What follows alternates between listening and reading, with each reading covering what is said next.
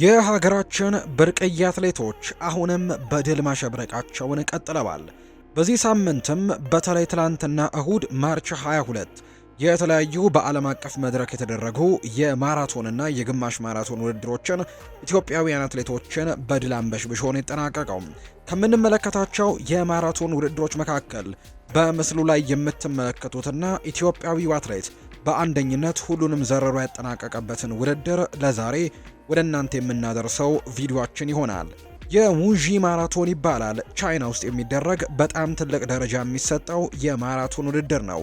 ይህንን ውድድር ኢትዮጵያውያን አትሌቶች በወንዶችም በሴቶችም በአንደኝነት አጠናቀውታል። ይህንን ሙሉ ቪዲዮን ወደ እናንተ የምናደርስ ነው የሚሆነው።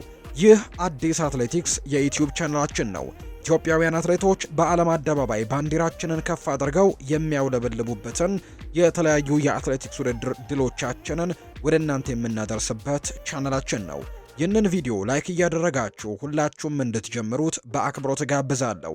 በሙንጂ ማራቶን ኢትዮጵያውያን አትሌቶች ያስመዘገቧቸውን ድሎችም ቪዲዮ ጭምር በማካተት ወደ እናንተ ለማቅረብ ነው የተገናኘ ነው። አብራችሁኝ እንድትቆዩ በአክብሮት ጋበዝኩኝ። 杨克谷，红月，我杨克现在镜头给到谷左边的是分。 በቻይና ምድር ከሚደረጉ የማራቶን ውድድሮች መካከል በዓለም አቀፉ የአትሌቲክስ ፌዴሬሽን የፕላቲኒየም ሌብል ደረጃ የተሰጠው በፈጣንነቱ የሚታወቅ ታላቅ ውድድር ነው። ይህ ትላንትና የተደረገው የሙንጂ ማራቶን በቻይና። ይህ ውድድር በርካቶች ውቡ ውድድር እያሉ ይጠሩታል። ምክንያቱን በኋላ ላይ እናነሳዋለን።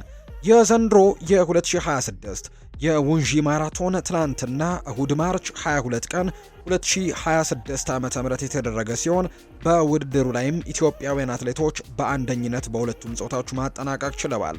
የሙንጂ ማራቶን መንገድ በጣም ጠፍጠፍ ያለ ከመሆኑ ጋር በተያያዘ አትሌቶች የግል ምርጥ ሰዓታቸውን ለማሻሻልም የሚመርጡት አይነት ውድድር እንደሆነ በርከት ያሉ ጊዜያቶች ይነገራል። በትናንትና ውድድር ላይ የነበረው አየርም ለሩጫ በጣም ምቹ የነበረና ይህም ለፈጣን ሰዓትም ለመመዝገብ አስተዋጽኦ እንዳደረገ በርካቶች ይናገራሉ። በዚህ ውድድር ላይ በወንዶቹም በሴቶቹም ኢትዮጵያውያን አትሌቶች ናቸው በአንደኝነት ያጠናቀቁት። በወንዶቹ ኢትዮጵያዊው አትሌት ከማል ሁሴን 2 ሰዓት ከ07:07 በመግባት በአንደኝነት ያጠናቀቀበት ውድድር እንደሆነ ተመልክተናል። የከማል ሁሴን ድል ለኢትዮጵያውያን ትልቅ ኩራት ነው። በተለይ ውድድሩ በጣም ተቀራራቢና ፈጣን በነበረበት ሁኔታ በመጨረሻዎቹ ደቂቃዎች ላይ ግን ፈጥኖ በመውጣት የ30 ሰከንድ ልዩነትን በመፍጠር ድሉን የኢትዮጵያና የግሉ ማድረግ የቻለበት ውድድር እንደሆነ ነው የተመለከተ ነው። ይህ ውድድር በዓለም አቀፉ አትሌቲክስ ፌዴሬሽን ከፍተኛ የክብር ደረጃ የሆነው የፕላቲኒየም ሌብልም ባለቤት ነው። ይህ ማለት በዝግጅት በአትሌቶች ጥራትና በደህንነት ረገድም ከዓለም ላይ ምርጥ ከሚባሉት ተርታ የሚሰለፍ ነው። ብዙ ጊዜ ይህ ውድድር ለቻይና አትሌቶች ለኦሎምፒክ ወይም ለዓለም ሻምፒዮና እንደ ማጣሪያነትም የሚጠቀሙት ውድድር እንደሆነ ይነገራል። የዚህ ውድድር ትልቁ ነገር መንገዶቹ በጣም ምቹ እንደሆኑ ለአትሌቶቹም ፐርሰናል ቤስት ሰዓታቸውን ወይም የግል ምርጥ ሰዓታቸውን ለማሻሻል የሚጠቀሙበት ውድድር ተብሎ ይነገራል። ውድድሩ የሚካሄድበት ወቅት በመጋቢት ወር መሆኑ የቼሪ አበባዎች የሚያብቡበት በመሆኑ መንገዱ በሮዝ ቀለም ያጌጡ ናቸው።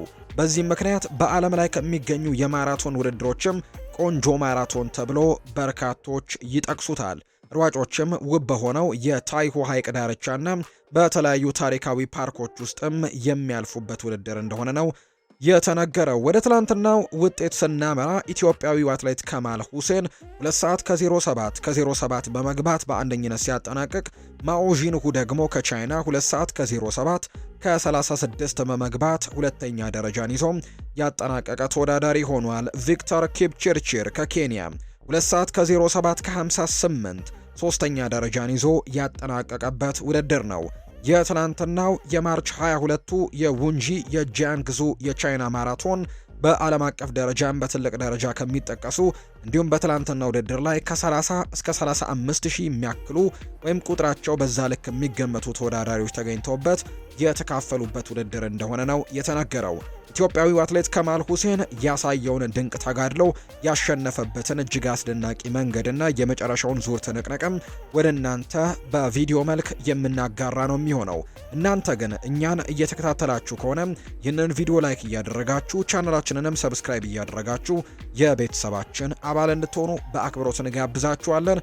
ትላንትና የነበረውን ውድድር በቪዲዮ ምን ይመስል ነበር የሚለውን አሁን ላይ እንድትከታተሉ በአክብሮት ጋብዛችኋለሁ። መልካም ጊዜ ይሁንላችሁ።